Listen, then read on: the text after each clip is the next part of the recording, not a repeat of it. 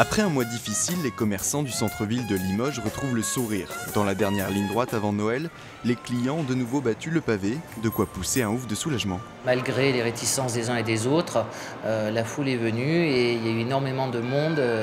Il n'y avait qu'à voir hier soir, samedi soir, ça grouillait dans les rues. Franchement, c'était beau à voir. Cet hiver, le marché de Noël a été éclaté sur plusieurs rues et places. Un choix gagnant pour les commerçants, parfois oubliés des Limougeaux.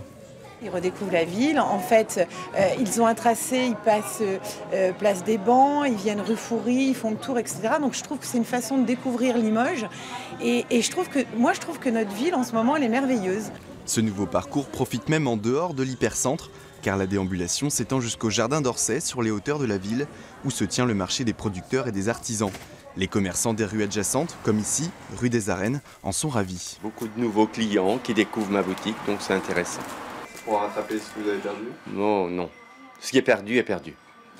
Les gens ont fait beaucoup de courses sur Internet ou de dernière minute, on va voir. Même constat pour la mairie qui dresse un bilan en demi-teinte pour le commerce.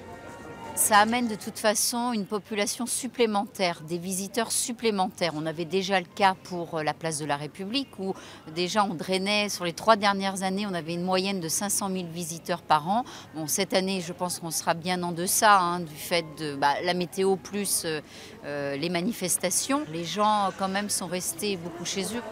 Le marché de Noël se poursuit jusqu'au 5 janvier. Sonnera alors l'heure du bilan pour les commerçants. Seule certitude, cette opération sera renouvelée l'an prochain.